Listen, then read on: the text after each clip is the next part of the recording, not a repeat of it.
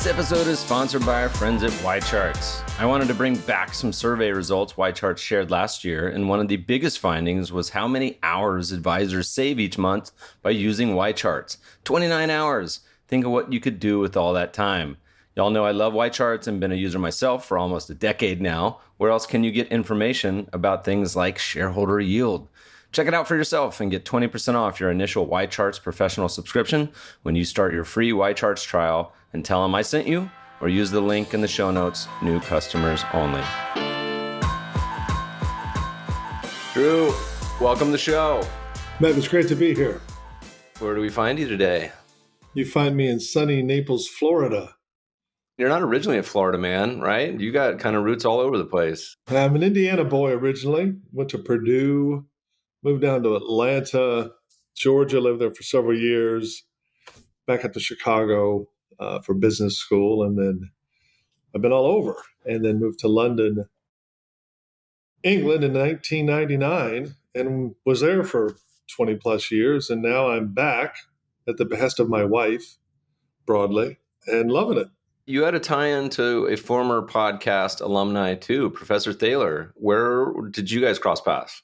Dick was one part of the biggest reason why I wanted to go back to business school. I actually worked a lot after college. I was working for 6 or 7 years and had a fascination with I'm dating myself, but this is going back to the 80s, right? And in the 90s. And I remember the article in Fortune magazine about this upstart heretical economist called Richard Thaler at Cornell, talking about these things that Danny Kahneman and Amos Tversky were talking about, and maybe the market's not as efficient as we think. But at the same time, though, I have a great respect for the rigor of Eugene Fama.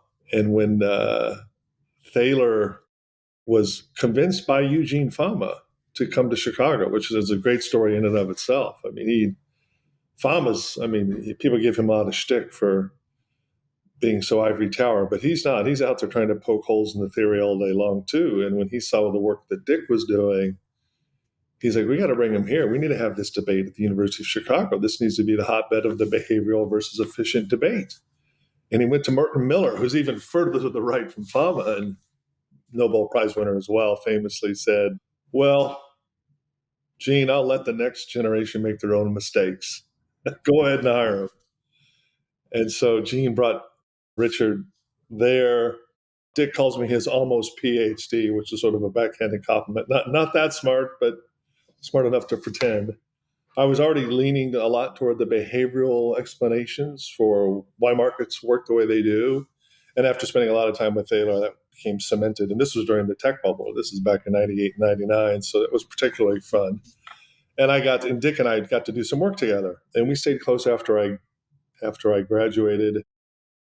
He likes to golf. He likes to drink wine. And he likes to come over to the UK.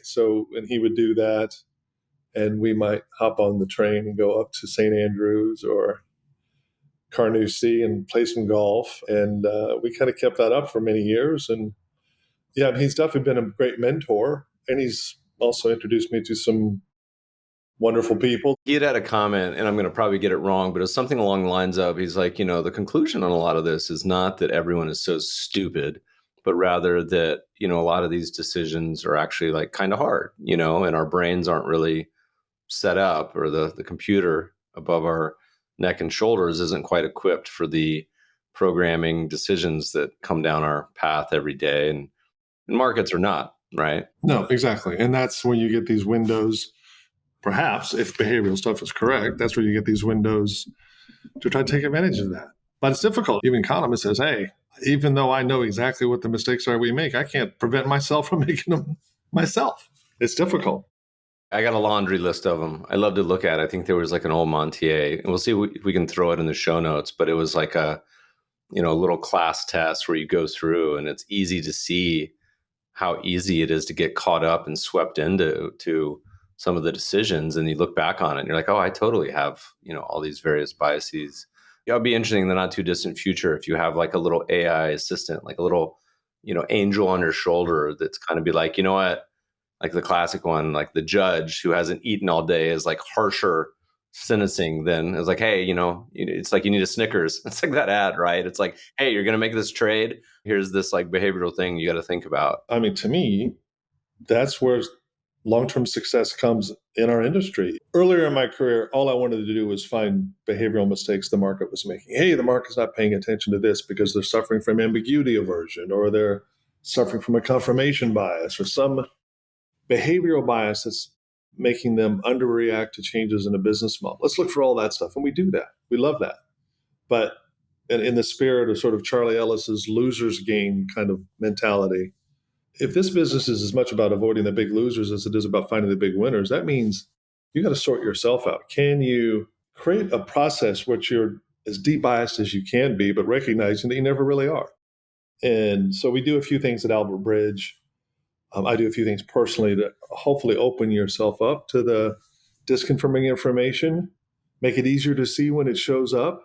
My view is if we are lucky or good enough, or a combination of both, to get 60 or 65% right, we're doing great. And if a concentrated portfolio, we're not super diversified. We hopefully are more idiosyncratic than most. And over time, if you can set up a structure where you're getting the 2 out of 3, if you get 2 out of 3 right, you're going to do well in this business. But that means you got to get 1 out of 3 wrong. Look at your portfolio. Which of these, of your 20 stocks, which of the 6 or 7 that are going to blow you up are going to blow you up, and be looking for it.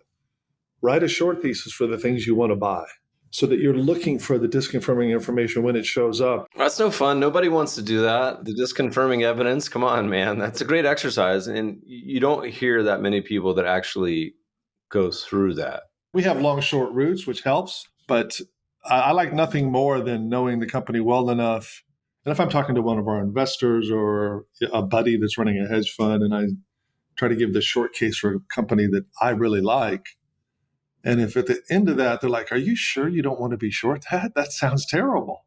If I can get to that level of understanding of the other side of the trade, then I've kind of starting to solve those Kahneman problems, even though he says you can't do it. You just open yourself up and have a culture where it's okay to be wrong, especially with the analysts you hire on your team. Like, hey, we're not in this business to be risk arbs getting everything right. We're in this business to find upside that exceeds the risk we're taking, but there's going to be risk. There needs to be risk. Has that ever happened to you where you're, studying either a long, I'm like, all right, I'm going to do the short thesis, or vice versa. You're like, I'm short this puppy. I hate it. And then you do, the long side argument. You're like, oh, wait, I just uncovered something. I'm on the wrong side of this trade.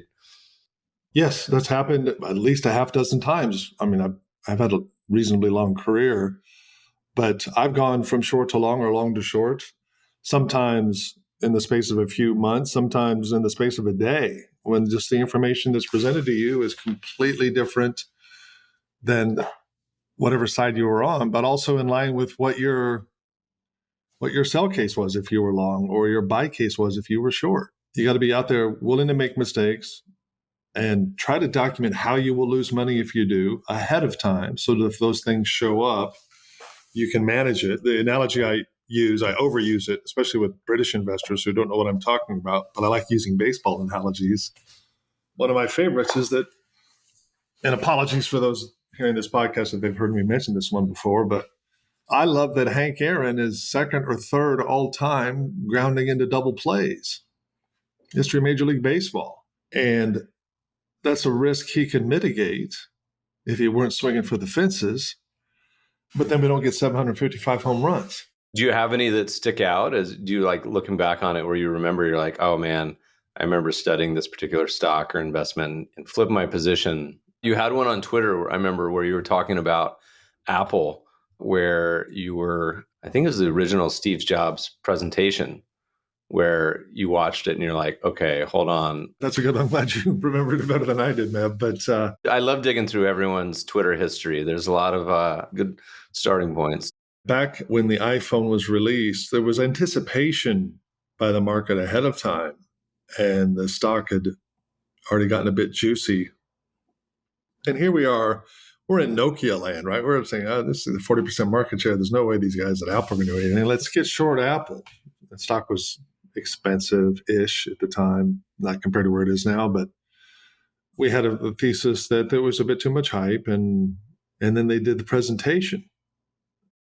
And halfway through the presentation, we called up our broker and covered all of our short and got long. But we even did that poorly. I mean, we were smart by covering it, buying it, but at the time we're like, oh, the market size is what the iPod is. How big are iPods, and how many iPhones will replace the iPods? What number do you get? Okay, here's our number for earnings next year, the year after. And so we held it probably for a year. We didn't hold it forever, unfortunately. Oh, you piker, man. That's now what, a $2-3 trillion company, to rub it in a little bit. So were you always an equity guy? You know, you mentioned London 1999. Was the bubble as crazy over there? Do you remember?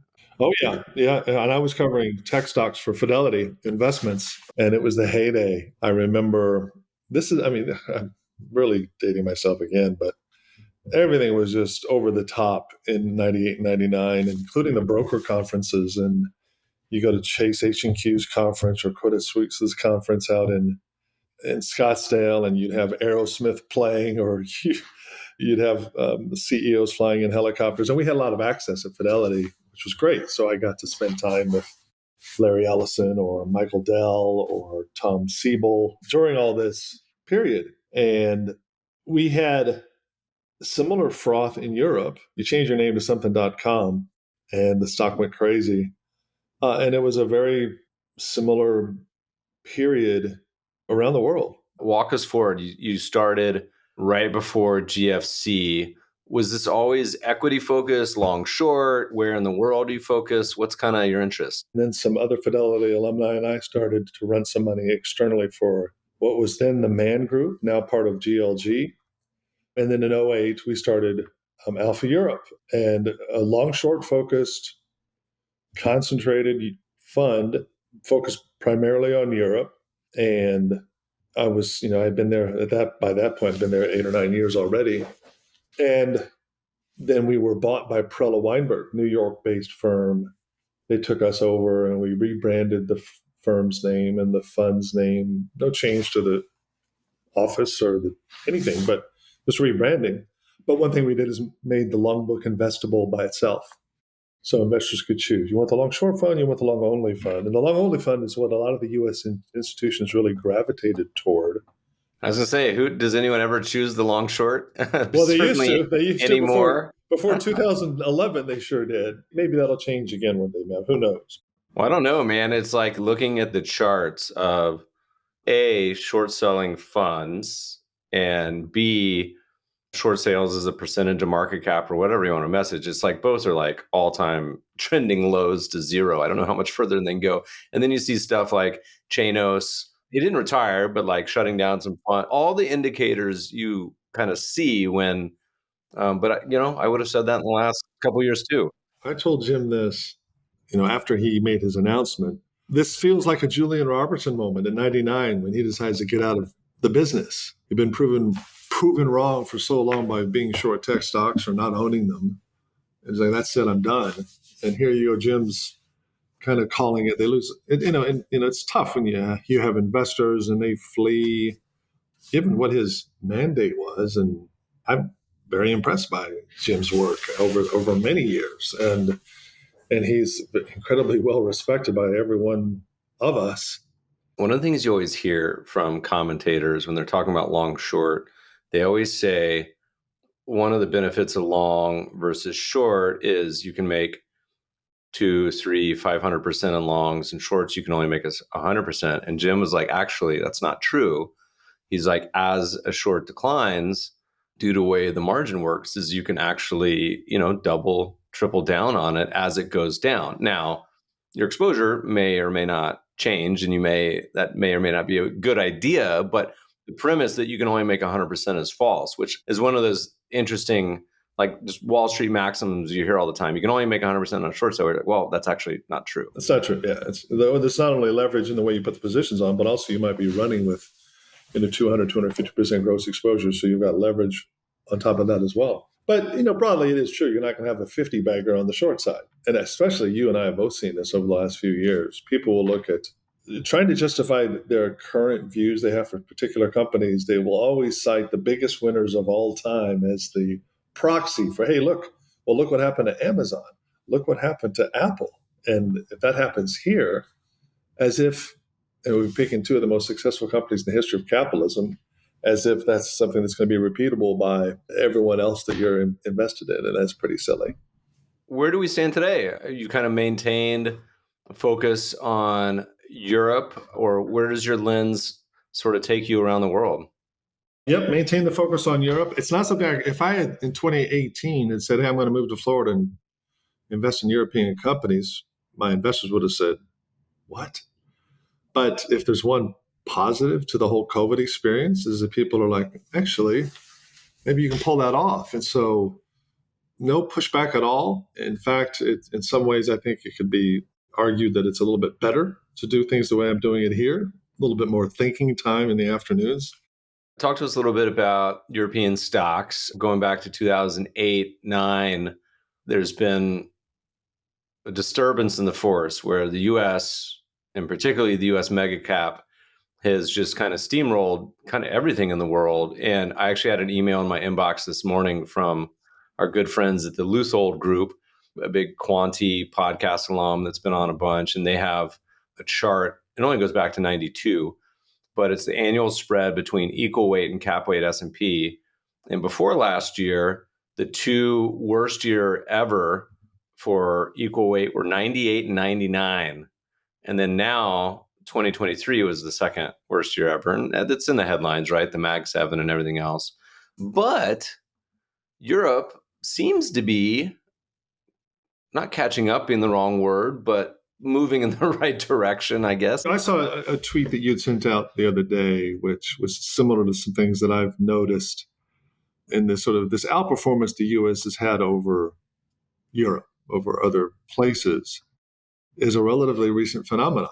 It's 10, 12, 14 years old. Before that, we didn't have that. It was all kind of the same performance. And I've done a little bit of work, and certainly if you start on December 31st of 1979 and you buy the S&P 500 or you buy the MSCI Europe local currency index, hedge out the dollar risk, through the end of 2009, December 31st, the annualized returns of each index were precisely the same, 11.5%. They were the same. And it makes sense. These are multinational companies selling similar products in similar regions to similar customers. And then things changed. And part of that definitely has to do with the fact that we had this clustering of wonderful companies in Silicon Valley that took over the world with business models. Part of that's that. And in fact, I think the first, from 2011 to 16 or 17, a lot of that outperformance by the growthy techie companies was completely warranted. I mean, they're just killing it, just taking over. Fundamentals are improving. I've done a few posts, whether it's talking about Apple or Netflix or Amazon, about how well their stocks have done, how we didn't own them, unfortunately. But it wasn't about buying a meme stock and just hoping for the best. It was about buying companies that were going to crush earnings, way more than even the most bullish of all analysts could have imagined. The last post I did on Netflix, when looked at, it's like, well, it wasn't about anything but where earnings were going to go. And what were earnings expectations at that time by the consensus for the year out or for 2 years out? And what are they now? And the increase had been like 5,700% in terms of what those earnings expectations were. And the stock, no surprises, is up about 5,700%. And then what we started having in 2019, and certainly post-COVID, was this introduction, which we can talk about, and I still don't know the answer, I'm going to argue a social media sort of frenzied atmosphere, whether it's from Robinhood or Reddit, but this instant information, which is quickly digested in trends, and then machines start following it, and you get just an incredible amount of flow into certain names. Some make sense, some make no sense at all. We saw the meme stock craze, the AMCs and the GameStops and the like, and the legions of apes, or whatever we want to call them, that believe what they're doing is right and a good thing. And you just get incredible mispricing. And for a stock picker, you look for mispricing, right? But it's not supposed to last very long. Maybe it lasts for a day, a week, 6 months, maybe even a year, but not like consistently, almost like a new plateau. I wonder now, and of course I would because I'm focused on Europe, but now that we've had 12, 13 years of US outperformance pretty much versus everyone, you wonder if a lot of it is comfort. I want to buy the US because look how much the S&P's worked. It's been such a great decision to be invested in the US, not in Europe. Hold on, guys. Now, hold on. Okay, you got the tech companies, but we have some too over there. We have ASML. We have ARM Holdings, although they're listed here. But no, we don't have the tech companies. They're, 7% of our index or 26% in the US. But for every Mondelez, there's a Nestle. For every Airbus, there's a Boeing. For every Southwest, there's a Ryanair. There's just as good business models in Europe as there are here. Great management teams, intelligent R&D groups. I mean, this very American notion of the superiority of U.S. businesses or the U.S. investing climate or our risk taking, it's just completely false. And we have great companies in Europe. Look at the luxury goods businesses. I mean, we do better there than they do here. When people start to talk about the American exceptionalism, I go, okay, let's assume your argument is true. I say, what do you think the historical valuation premium then should be on US stocks versus foreign? Because right now there's a huge one. And people kind of hem and haw and they come up with a number, I don't know, 10, 20, 50% or whatever. And I say, well, because the historical valuation premium is zero. The long-term valuation numbers for the US and ex-US, it's to the right of the decimal. Or it might even be like if the long-term PE ratio is 18 in the US, it's like 18 and a half, or the last 40 years, it's closer to probably 21 and 22, but it's negligible. It's nothing. So from that standpoint, you start to look at the lens of, okay, well, is now a permanent plateau, is now a time where this is now going to exist forever and all of history is changed and competition is not going to knock this down. The old Bezos, right? Your margin's my opportunity, but the rest of the world likes to make money too. And I joke, I was talking with somebody the other day who was talking about tech stocks and they say, Bab, the rest of the world doesn't have tech stocks. I go, by the way, do you know that there's semiconductors in South Korea that have crushed NVIDIA stock price performance companies? And there's other companies around the world that it's just a very strange, we're preaching to the choir here, but along those lines, it just doesn't really hold water historically. Now, I would have said this last year and the year before and the year before as well. I don't know what the time horizon is. Is it 6 months? Is it 10 years? But eventually, everything has to trade where the fundamentals go. And so, in order to benefit from that, you have to have a process which recognizes that. And you have to have investors who recognize that's your process and that's what they want. I can't think of a single time in history where that has not been true eventually. And I like to point to certain markets that, from the behavioral standpoint, people have just been absolutely schizophrenic, crazy Mr. Market, sort of concept. Like, look at China. China had a long-term PE ratio when you got starting pre-GFC on that sort of 2007-8 period, it was 60. And then it's on occasion, it goes down to the single digits and then it rips right back up and it just goes back down. And we're now at that point where it's back in the single digits and everyone hates it. I saw yesterday, Global X was closing like a dozen Chinese funds, ETFs, which again is like one of these indications that all happened, the sentiment on the same side. But it just seems like, we love to extrapolate the current situation forever. And Japan, which I'm heading to next week, is my favorite example, certainly from the 1980s. But nothing lasts forever. At least it hasn't yet. Maybe the AI overlords will make US stocks exceptional forever. But at least in the couple hundred years we have of markets, it's never been the case. How long does it take for the market to say, oh, geez, GameStop, that was crazy, let's sell it? It didn't happen overnight. There are arguments that there are some stocks out there where you haven't had that correction yet. One in particular, which we might end up discussing. And I think even at the level of companies that are not as sexy or interesting, a lot of the value-y things, it's even more interesting. I did a quick look last year, just looking at this growth versus value thing in the US, in Europe, comparing the two. And as you might have expected, growth stocks are killing value stocks in the US since 2012, 13. Like a nice little respite last year, and sorry, in 22, where things flipped, but now it's still been crazy. And I wanted to compare that to the value versus growth phenomenon in Europe, and then compare the growth in the Europe growth stocks in the US. And what I did not expect is that growth stocks in Europe went to the same multiple on average as growth stocks in the US, 35 times. Used to be on 24, now they're on 35 times. We don't have as many of them. I mean, ASML is great. EUV is incredible. I think ARM Holdings is much more integral than anyone realizes as well. We have the big SAPs of the world and things like that, but nothing like we have in Silicon Valley. But we're a tiny part of the index. So, of course, the US is going to outperform when tech rips because it's a quarter of the index. And, of course, growth will outperform value as it did. And so people start discarding the value ideas. They're not sexy enough to, I don't want to touch that. Same thing happened in Europe. But the fact that growth stocks in both markets went to the same level was interesting.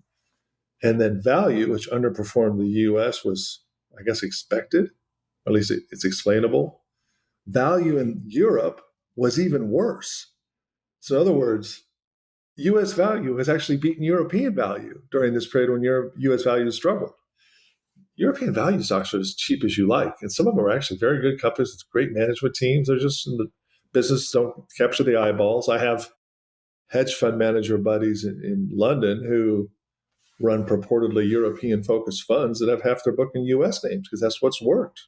I talk to investors, try to convince them to take a little bit of money out of the US and maybe sneak it over to Europe. And to their credit, like if I made that decision 4 years ago, I'd be out of a job, or 2 years ago. US has just crushed everybody, but it feels so flow driven to me. And this is where people like Michael Green, who I had disagreements with, but he's got some good points about the impact of flows. And it's just so flow led. And you see that certainly in the short term around quarters and earnings releases, try to take advantage of it, overreactions, underreactions. But it can last, especially as you have this trend toward passive investing, money flowing into those things, into ETFs, out of active funds.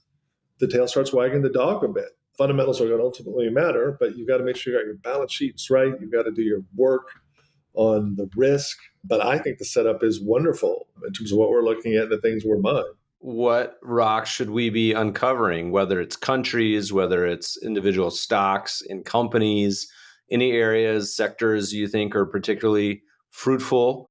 I find that I want to focus on sectors where there's more dispersion of returns within the sector. Winners and losers in industrials and technology, media, healthcare, equipment, consumer.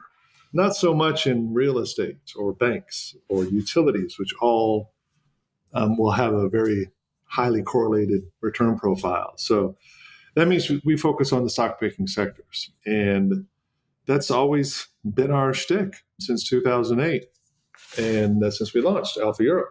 We don't, I mean, you asked about, is there certain countries that are interesting or not, Meb? And we don't really pay much attention to what the country exposures look like to us. A lot of our names are multinational, selling all over the world. Doesn't matter where they're headquartered. But is it only Europe, or do you guys, is your mandate anywhere? It's only Europe. I could go anywhere, but we don't. And by Europe, I mean developed Europe. We don't do the emerging stuff. We don't do Romania or Greece even. Depending on the year, Greece can be developed or emerging. It depends. Yeah, exactly. That just becomes very much emerging market-y kind of trading, and that's not our style. It's developed Europe. The ideas are, I'm going to have a value tilt, I suppose, or not a deep value, sort of buy the hairiest, ugliest things you can. But I always want to make sure there is some hairy, ugly stuff in the portfolio. And if we get those things right, there's just incredible risk reward. But broadly for us, and this is somewhere I think we're very different than a lot of folks, a lot of my good friends who want to buy great companies, hold on to them. Guy Spear, Chris Bloomstrand. We don't. We want to know, where are we versus the street over the next 2 or 3 years? That's our whole story. Is this company going to beat numbers? Is this company going to beat numbers? That doesn't mean we have a 2-year holding period. It could. But if we see that business improving during our tenure, we can have it in the book for 5 or 6 years. We just always have to have the view that 2 years out, The consensus investor is going to be surprised by the fundamentals of the business. And ideally, Meb, we have this behavioral kicker. It's not just about owning a company that beats expectations, but owning a company that beats expectations where the market is for some reason biased against seeing what you think is obvious. And that's so when you look at the ideas that we have, especially the bigger ones in the book, in every case, it's something where the market is suffering from some behavioral thing that's saying, I can't own this. What are the normal reasons on the laundry list? There's a lot of them, but what do you kind of consistently see? The Mac Daddy of all these behavioral biases is confirmation bias. When companies start to turn around, start to show things which are improving or better than they thought, everyone had a view before that it was a bad business or a bad management team, and they'd built their reputations, their careers on that. They don't want to see disconfirming information, so they will underreact. I think that's one of the things that causes momentum in markets. So stock doesn't immediately price adjust to where it should be. It's going to take time, which is why momentum works. And as we march forward, as we march toward that 2 and 3 year time horizon, we see the company start to beat numbers, and we also see Mr. Market start to change its mind. Famously for us, that was Fiat in 2014 when Marchioni comes out. Sergio Marchioni, that now passed away, but head of the group, just embarked on this campaign of creating shareholder value. It was just wonderful. They listed their trucks business. They then listed Ferrari. They closed their Chrysler deal and ended up just getting rid of everything except for the Jeeps and the Rams and the muscle cars and turned it into a profit machine. The all-in market cap of Fiat in 2006 or 7, when John Elkann made Sergio Marchioni the CEO of Fiat, was 5 or 6 billion. And by the time he passed away in 2018, adding it all up, it was over 60 billion. And this is for a company that no one would say is a high quality compounder. This is just a business that the market got completely wrong because people didn't want to see that. If they wanted other more sexy companies to sort of push. This is something about car companies you're drawn to. There is. Part of it's experience. But part of it also is I think it's a fascinating industry, which then leads us to discussions about I think everyone's favorite company to talk about in the sector. We'll hop over to Tesla eventually, but if I was a betting man, which I am, and you had asked me the over/under of this episode, at what point Tesla comes up, I think it would have been over. It was like way later in the episode than we did good. We did well now by not going there. We'll come back to Elon and crew. But okay, so that's sort of the framework. I assume you don't own that anymore. What's kind of looks good to y'all today? Is there anything in particular? I would assume it's pretty fertile ground out there. Yeah, I think it is. In some cases, we own businesses which are not necessarily value. We just think they're going to beat numbers. The market doesn't want to digest it. We like Evolution in Sweden. We've written about that. It's on no one's value list, but it's an interesting business. You have management buying stock. They price their options high enough that they really are incentivized to get it up. Fully disclosed that we do own it, and we've just disclosed that in our letter, which our inaugural investor letter, which we just sent out. But then on the other side, and we'll have more of this in the portfolio, it's just things which people aren't paying attention to yet, or we think will one day. Recently, we've been doing a lot of work on Traton. Traton is the trucks business of Volkswagen. The trucks business of Volkswagen has brands like MAN or Scania. They own Navistar. And there's other businesses like them. Volvo trucks. Volvo doesn't make cars. Spinoffs, that's an old Joel Greenblatt sort of opportunity that creates a lot of behavioral setups. If we look at sort of the Volkswagen effectively copying Marchioni and copying Fiat, spinning off their trucks business, spinning off the luxury brands business, you see them doing new things. They're emulating a company that was focused on shareholder value. And this is a real sea change for Volkswagen. So it's interesting. But part of these spins is that you've got this trucks business, Traton, which no one's really paying much attention to yet, a couple of years old, similar business model, similar earnings growth, similar prospects as the Volvos and the Daimlers and the Packards and the CNHIs of the world, trading at half the multiple because it's got a 10% free float. And Volkswagen owns 90% of it. Volkswagen just wants to have control. Like Exor has control of CNHI. And they could take it down to 50%. They could take it lower with the dual share class structure and keep their control. And the fact that the management team on their recent call have indicated that So, watch this space. There might be some changes there. That's all we need to see, because that's the kind of thing that the market doesn't want to see now. It suffers from ambiguity aversion. We don't know what's going to happen. It suffers from confirmation bias. Oh, no, it's part of the old Volkswagen. We don't want that. Okay, great. This is the setup we saw at Fiat in 2014. So we like looking at things like that and doing that kind of work. Well, we can go two ways from here. We can either talk about any other names in Europe you're particularly enamored with, or we can talk about your favorite buddy. And I don't even know where he's located these days. Texas sometimes. If you're looking at Mercedes and Peugeot, now Stellantis, and BMW and the European auto sector, you can't not pay attention to what Tesla's doing. So that was the beginning of it for me. And also seeing how much reverence there was between Volkswagen and Tesla. They're impressed. And there's a lot of things that Tesla have done over there and around the world which have been impressing the entire industry. A lot of things which haven't as well. But with that, and it's just been such a story, the growth, particularly with the share price, but also what they've been able to achieve. Fundamentally, to me, is very impressive. Going back to your '07 Steve Jobs presentation, Elon's not quite as polished of a presenter. I remember watching the Cybertruck unveiling, and when they actually unveiled it, I thought that the shell that they rolled out the Cybertruck, I thought that was fake. I thought they were going to lift that off and there'd be a pickup truck underneath. And I'm like, wait, this can't be the actual truck. And then they tried to the unbreakable glass, famously, that was breakable. Anyway, so not quite Steve Jobs. He is and he isn't, Meb. I mean, he has incredible reach, and he has a similar sort of halo, if you will, between his shareholders and himself, if not stronger. And he's not an idiot. A lot of people like to say he is, or a crook. I've mentioned this before. People have such different views about this man that I try to steer clear of that debate, because you can't really get anywhere with that. You can't. It's hard to learn from somebody where you might be wrong. It's hard to teach if all you're doing is battling about this man's personal character. Although some of my close friends in the industry have a very negative view of his personal character.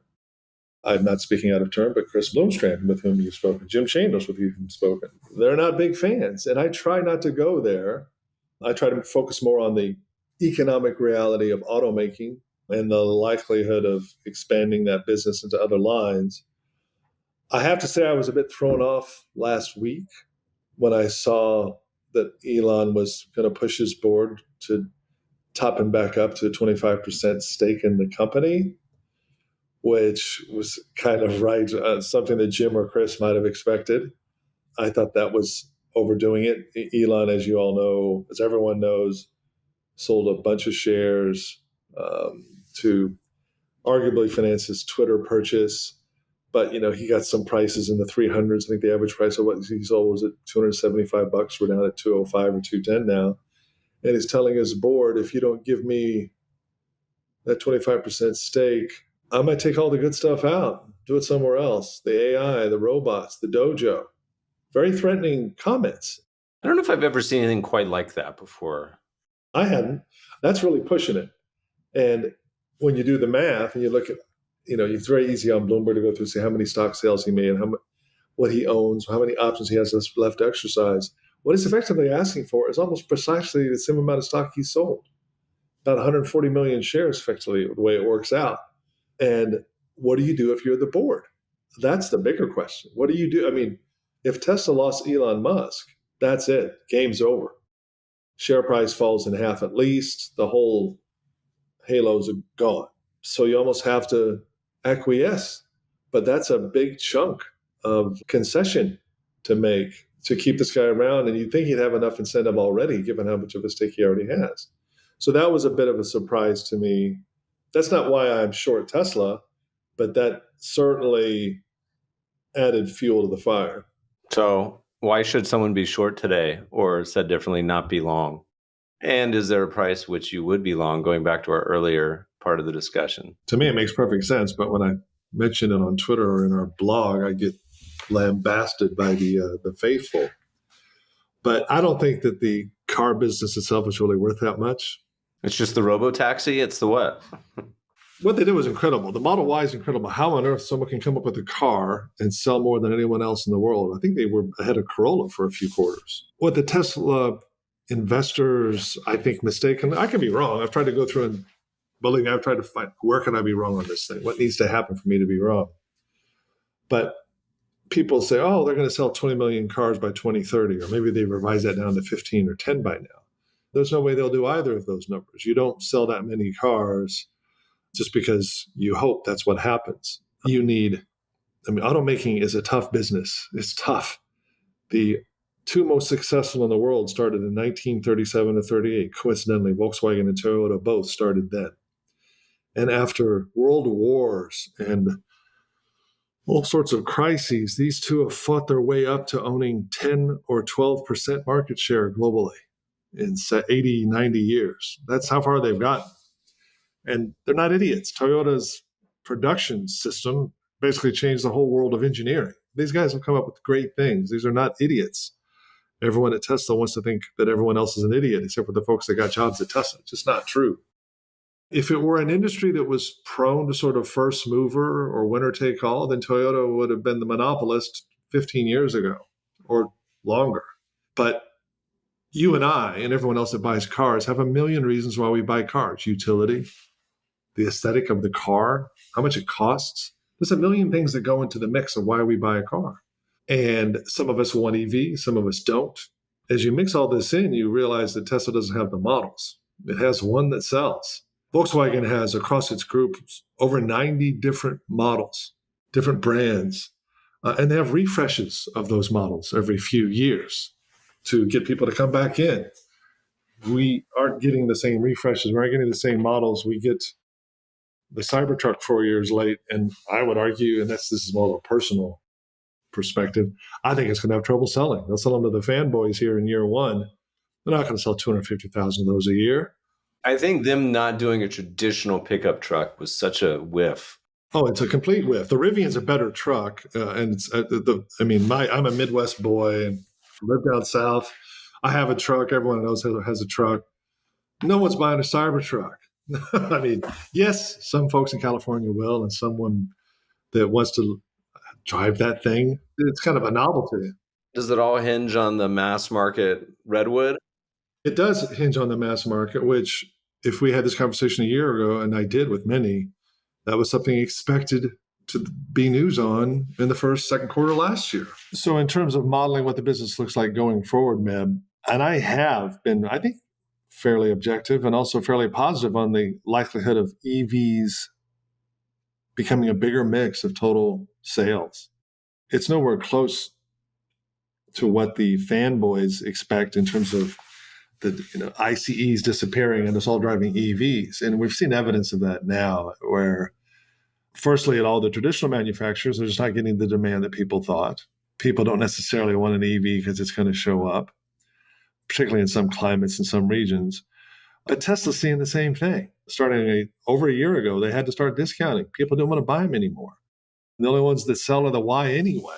And so this whole notion that Tesla investors had, that Tesla can make as many cars as they want at whatever price and generate whatever margins they want. It just, in 2023, we've all learned that was completely wrong. They've had to lower prices and lower prices again and lower prices again in nearly every region geographically. Consequently, their profit margins, which people thought were sustainable at forever at 21 levels, turned out to be, because we're in the middle of a chip shortage and they had the stuff, and so they could sell whatever product they wanted to for whatever price. And it turns out that they're now less profitable than 3 or 4 other automakers. Stellantis is doing 400 basis points better margins than they are. Not the kind of thing that a Tesla shareholder wants to pay attention to. And so what Elon is very good at is shifting their focus on something else. And that has been, in 23, it's been AI, Dojo, robots. And let's try to come up with some other sort of undefinable upside that can be the thing that lures folks in or keeps them around. And now, again, unlike Chris or Jim, I do think that this guy's worth money. I do think there should be a value to the Musk option. Well, I mean, what on earth? It's incredible what he's done. The market share he's taken, it's a success story. I mean, and Meanwhile, he's landing rockets on the moon and bringing them back. And who knows what he'll come up with next. Let's see. Stock is, let's call it 200 and change. Market cap at 650. Higher. You gotta go diluted. Okay, so down Because a lot of diluted shares. Down about 50% from the peak ish. Where's Drew a buyer? It's going to depend on the day, Meb. I mean, I think that the auto business is maybe worth $50, $75 a share, but I don't think Tesla's worth that little because I do think there's value to the Musk option. Energy, AI, Tesla bots. How do you define that? Do you pay $50 billion more in market cap because you want to own Elon Musk? You pay $5 billion? Do you pay $75 billion for something that's not profitable yet, but it's Elon Musk running it, so it must work? And the mistake, I believe, and I've tried to be nice about this. I've tried to help people to sort of see clearly without being offensive. But everyone wants to believe that, hey, look what Apple did. That's what Tesla's going to do. And Apple was on its knees. It had to borrow $150 million from Microsoft in 1998. Amazon was on its knees. It fell 95% from the tech bubble to 2003 before it changed its business model, pivoted, and figured that AWS might be a nice profit machine. But just because we're citing these epically wonderful, game-changing, world-dominating businesses and assuming that's going to happen to Tesla, well, that's what the market's kind of done. So, and you can do the math on what market shares are for Tesla and how many cars are going to sell and how much that might grow or not grow, and slap earnings multiples on them even in the out year. You're not getting to a very, very big number in terms of what the car business is worth, which means if that car business is worth 50 or even $100 billion, which it's not in my view, you're paying $600 billion for everything else that might happen. And that's a lot of call option value. And as we have had things happen to us, delays in FSD or launches of the Cybertruck or no announcements about this Model 2 that everyone's been waiting on, which, by the way, is not a sure thing, right? It's success, nor is its profit. It's not going to generate the same kind of profits that people had hoped it would. We're seeing what's happened to gross margins and operating margins of Tesla since they had to cut prices to sell these cars.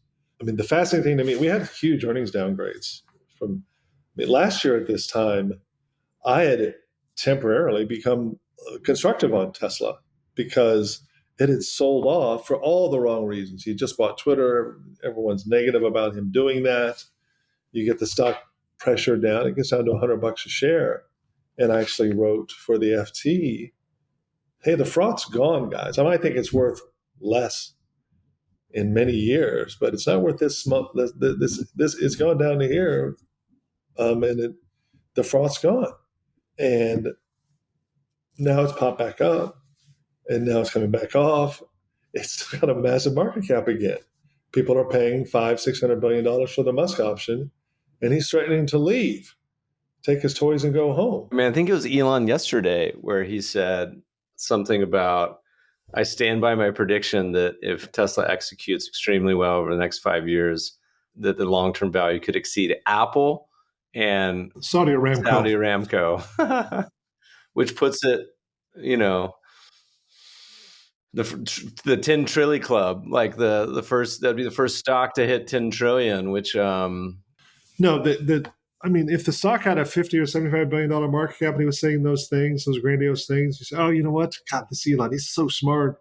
Let's bid this thing up a bit and own the call option. People have effectively already given Tesla the market cap as if it's a foregone conclusion that they will be a market dominating business without any evidence of them doing so. In fact, we've had contrary evidence over the last 15 months. Missing earnings, missing revenues, growth has slowed. The Model 2 should have been out a year ago. Cybertruck came out finally, but even Musk himself said, oh, by the way, this is not going to be that profitable. We're going to need some time to get it up to the production level that generates the profit that is required from it. I don't think they're going to get there. And to me, it's the weird thing, Meb, is it's obvious. And this is not insights that everyone else can have. We see that prices are being cut. We see margins are falling. We see earnings expectations are falling. If you had told me in December 31st of 2022, hey, this stuff's going to happen fundamentally, I would have said, well, maybe it is worth $100. But the stock was up over 100% in the midst of all this bad news because people started shifting their focus, as Elon does very well. Oh, no, it's an AI company. Oh, okay. Never mind that they're arguably behind Waymo and three other groups in terms of the development of FSD, level 5 autonomous driving, which is a whole nother debate. Never mind that there might not be the demand for these things that people think there will be. It's hard for me to imagine wanting to have an AV, but maybe. And we have had evidence not only at traditional manufacturers, but at Tesla itself, that the demand for EVs is not as robust as many had hoped. And that, sure, places like Norway buy a ton of them, but that's because everywhere it doesn't have a multi-billion-dollar sovereign wealth fund that pulls oil out of the ground that can be used to subsidize EV purchases like Norway does. And that's exactly what's happened there. You get a break on VAT, you get a break, you don't have to pay parking, you don't have any road tax, and you get $10,000 ish to buy the thing. Okay, I'll have an EV. But that's not the way the world's going to work. And we're seeing that. People don't want it. They'll eventually get there. I was mentioning earlier, I get us up to 50% by 2030. I'll probably start revising that back a bit because even I have been disappointed by EV growth. It's going to be tough to see fundamental news which justifies the share price. And it's possible that here in 24, we have a year with very low earnings growth, if growth at all. If they have to keep cutting prices, they won't grow earnings. But even revenue growth's falling. So what are you going to pay for that? And in my view, you can't get there. So you're a buyer at 50? No, I think that's what the auto business itself might be worth. Now, I do think there's going to be value in maybe something that Elon hasn't even talked about yet. He is that kind of guy. I'd be careful not to be short him, but right now the assumptions are that almost for this wonderful, perfect world, and the people buying the stock they are true believers. It's very religious. And if those are the ones making the price, I've tried to caution them as nicely as I can. Guys, have a look at this. Or at least tell yourself, what would you need to see? I've said this to the Bears, or to the Bulls. Tell yourself what you would need to see to change your mind.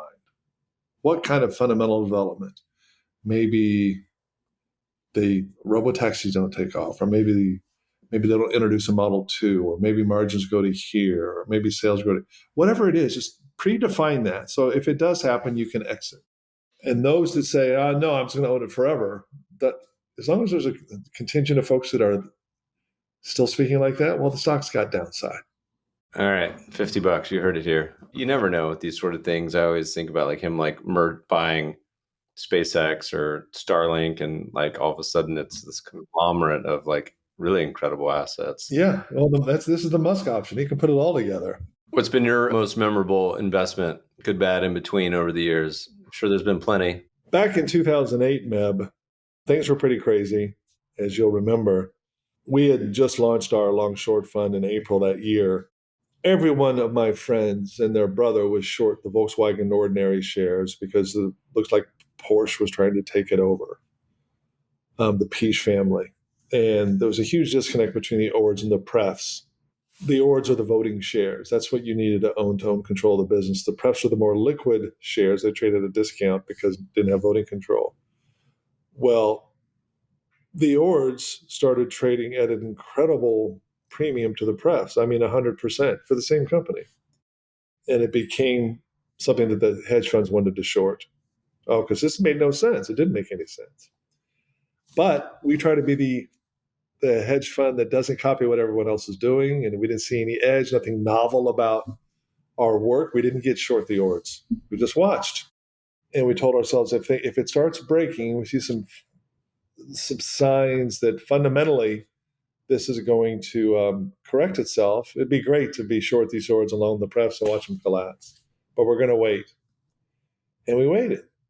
And sure enough, something happened in the second quarter, I think it was.